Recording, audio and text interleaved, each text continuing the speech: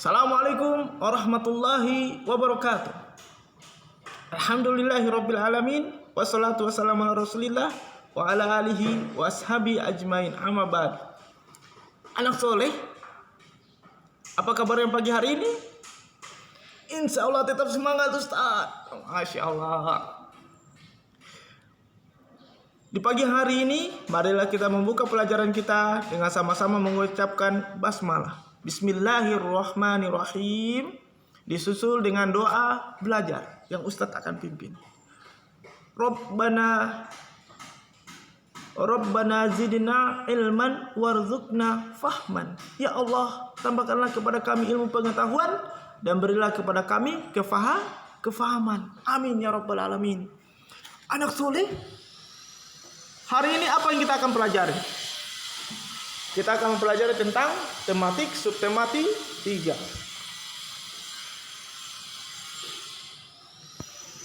Bersama Ustadz Alis yang paling gagah. Apa yang kita pelajari? Inilah tujuan pembelajaran kita, yaitu membuat poster sehingga mampu mengidentifikasi cara pelestarian tumbuhan dengan tepat, kemudian mengamati komik, lalu kemudian melalui media komik siswa mampu memahami penerapan nilai pada sila Pancasila. Baik anakku sekalian yang soleh dan soleha, itulah tujuan pembelajaran kita. Kita akan membuat poster dan juga akan membuat komik. Ustadz, apa itu poster Ustadz? Apalagi itu komik Ustadz? Masya Allah, poster dan komik sering dan senantiasa kalian lihat. Tapi apakah kalian tahu apa yang dimaksud dengan poster? Apa pengertian poster ini Ustadz? Poster adalah karya seni atau desain grafis yang berisi komposisi gambar dan huruf yang menarik di atas kertas berukuran besar dan berisi pesan-pesan. Poster itu anakku yang soleh dan soleha biasanya ditempel di tembok, biasanya di tempat umum, di kendaraan, dan di tempat strategis yang dikunjungi banyak orang dan mudah dibaca. Kenapa harus di tempat strategis dan di tempat banyak orang membaca anakku yang soleh? Karena tujuan poster dibuat adalah untuk dibaca, mengingatkan masyarakat, mengajak masyarakat, dan terus berupaya agar pesan yang ditulis dalam poster itu dapat dibaca dan dipahami oleh semua orang. Kenapa begitu Ustadz? Begini ya anakku yang soleh dan soleha. Kita ketahui bersama, masa COVID ini anakku yang soleh dan soleh, kita dilarang berkumpul lebih daripada 2 orang. Dilarang berkumpul banyak-banyak. Siapa tahu ada yang sudah tertular tanpa gejala tapi dia menularkan lagi kepada orang lain. Kita disuruh untuk senantiasa mencuci tangan dengan baik. Dan kita harus senantiasa diingatkan untuk apa anakku soleh? Untuk menjaga imun kita, daya imun kita dengan makan makanan yang bergizi, sehat dan seimbang. Agar apa? Agar virus tidak mudah masuk ke diri kita. Apa yang terjadi dengan masyarakat? Masyarakat sering lupa. Coba lihat di masyarakat, masih ada yang berkerumun, masih ada yang tidak cuci tangan dengan baik. Dan bahkan ada yang sakit, demam misalnya, masih juga berkeluyuran. Sehingga apa yang harus kita lakukan? Yang harus kita lakukan adalah tetap senantiasa mengingatkan masyarakat. Salah satu bentuknya adalah membuat poster yang ditempatkan di tempat yang strategis. Oke anakku yang soleh?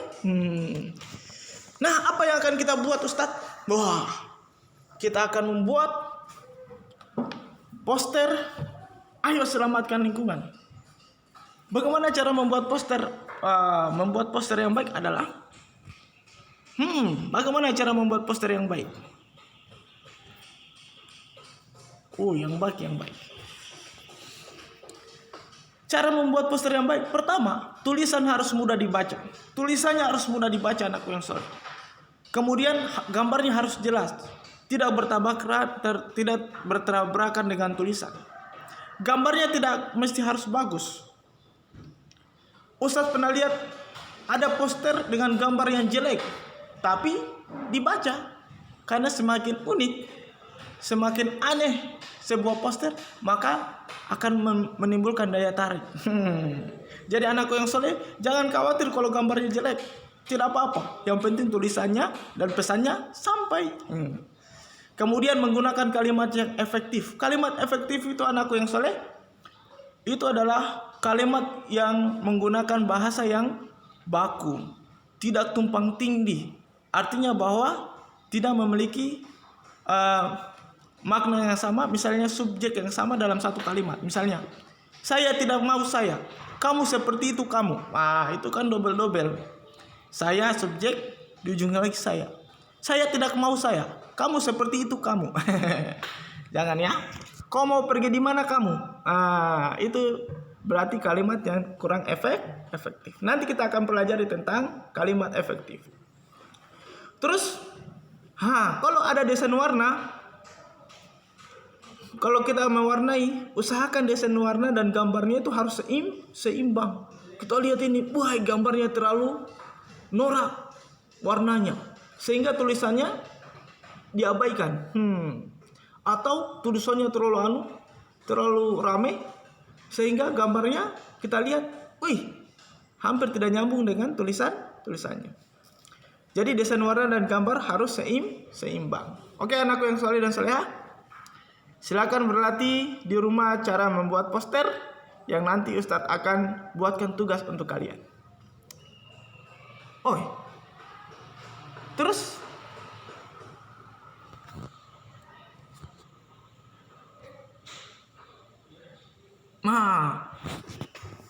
anak soleh, kalian masih ingat dengan komik? Apa itu komik anakku yang soleh?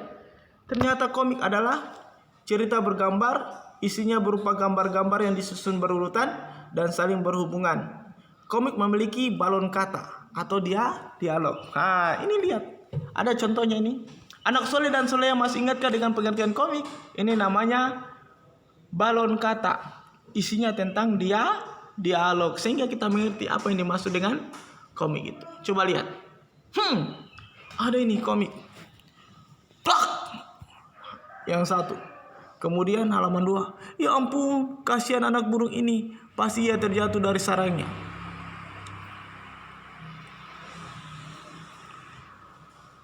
Kemudian aku harus mengembalikannya ke sarang. Burung sekecil ini belum bisa mencari makan sendiri. Kemudian dia membawa kembali burung itu ke sarangnya. Kita lihat gambar 1, burungnya jatuh. Gambar 2, dia menolongnya. Gambar 3, dia gambar 1 terjatuh. Gambar 2 dia kasihan. Gambar 3 dia kemudian berpikir untuk mengembalikannya, mencari cara untuk mengembalikannya. Dan gambar keempat, kemudian dia mengembalikannya. Nah anakku yang soleh dan soleha, coba kita lihat. Ini namanya Edo. Mungkin juga Adil, mungkin juga Adnan, mungkin juga Satrio. Mengapa dia peduli terhadap burung? Berarti dia peduli terhadap lingkungannya. Mengapa dia harus menolong? Karena dia mengingat bahwa ternyata burung itu makhluknya Allah juga, makhluknya Tuhan juga. Sehingga Edo harus menolongnya. Siapa tahu burung itu sering dan senantiasa berzikir kepada Allah Subhanahu wa taala. Dan dalam Al-Qur'an dikatakan bahwa burung juga dan semua benda-benda makhluk hidup di dunia ini, mereka berzikir dengan cara mereka sendiri. Masya Allah. Biar tumbuhan, dia juga berzikir dengan caranya. Makanya Edo harus menolongnya. Makanya ketika ditanya, apakah penerapan sila Pancasila dari Edo ini? Kita lihat penerapan sila pertama dan juga penerapan sila kedua. Sekali lagi anakku yang soleh, kenapa kemanusiaan ada hubungannya dengan kebinatangan? Karena kemanusiaan kita adalah hak asasi yang kita miliki. Tentunya hak asasi itu adalah segala sesuatu yang kita miliki yang berasal dari fitrah lahiriah kita. Jadi ketika kita melihat orang disakiti, maka kita juga merasa sakit. Jangan sakiti dia. Ketika kita lihat orang dizalimi, maka kita juga sakit. Jangan zalimi dia. Apalagi kalau kita nonton film-film di Indonesia misalnya. Kamu jahat. Kita melihat film, ada orang jahat, kita merasa kasihan orang yang dijahati. Iya kan? Maka oleh sebab itu anakku yang soleh dan soleha, karena fitrah kita mengatakan bahwa kita merasa sakit, kita merasa sedih, maka nilai kemanusiaan yang adil beradab merupakan penerapan dari sila Pancasila yang berkaitan dengan kisah atau cerita dari si Edo ini. Oke, anakku yang soleh dan soleha.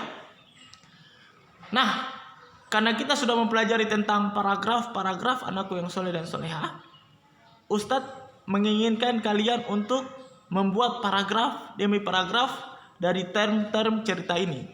Misalnya, paragraf 1 menceritakan tentang burung. Kenapa burungnya sampai jatuh?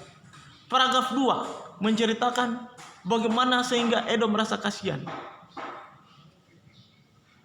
Paragraf 3 menceritakan perjuangan Edo mengembalikan burung itu. Paragraf keempat adalah akhirnya Edo mampu untuk kemudian menyelamatkan hewan itu. Masya Allah. Ya, anakku yang soleh dan soleha, silakan buat paragrafnya. Apalagi? Nah, ternyata anakku yang soleh dan soleha, kita kembali lagi pada Al-Quran. Dalam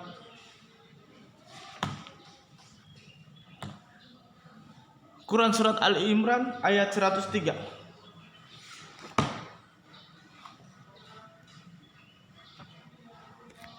Dalam surat Ali Imran ayat 103, kita diperintahkan untuk berpegang teguh kepada ajaran agama Allah dan janganlah kita bercerai-berai. Kita jangan bercerai-berai dan terus berpegang teguh kepada ajaran agama Allah. Ini penerapan sila keberapa? Sila pertama tentunya ketuhanan yang Maha Esa, kita mengikuti aturan Tuhan, dan sila ketiga persatuan Indonesia. Masya Allah. Nah, kenapa kita harus bersatu padu anakku yang soleh? Agar kita kuat, agar kita tidak mudah dijahati sama orang, agar kita tidak mudah dijajah sama orang, agar kita tidak mudah diremehkan sama orang. Sehingga walaupun kita lemah, walaupun kita badan kita tidak terlalu kuat, tapi ketika kita bersatu anakku yang soleh, maka kelemahan-kelemahan kita akan ditutupi oleh kelebihan-kelebihan orang lain. Lalu kemudian kita akan menciptakan gelombang sejarah yang luar biasa. Anakku yang soleh dan soleha, Rasulullah SAW kalau tidak memerintahkan, kalau tidak karena persatuan dan kesatuan antara Muhajirin dan Ansar, tidak mungkin Rasulullah akan memerintah di daulah, menjadi daulah atau negara di Madinah sana, kalau seandainya tidak ada persatuan. Oleh sebab itu anakku yang soleh dan soleha, ittaqullaha wasilu arhamakum. Takutlah kalian kepada Allah dan sambunglah tali silaturahim. Baik, anakku yang soleh dan soleha, mari kita bersatu padu, kita saling menguatkan, saling mengingatkan kepada teman-teman kita untuk belajar yang teguh, belajar yang keras, belajar yang luar biasa, semangat, sehingga kita mendapatkan hasil yang baik. Tentunya bukan cuma di dunia, di akhirat kelak. Insyaallah, amin ya rabbal alamin.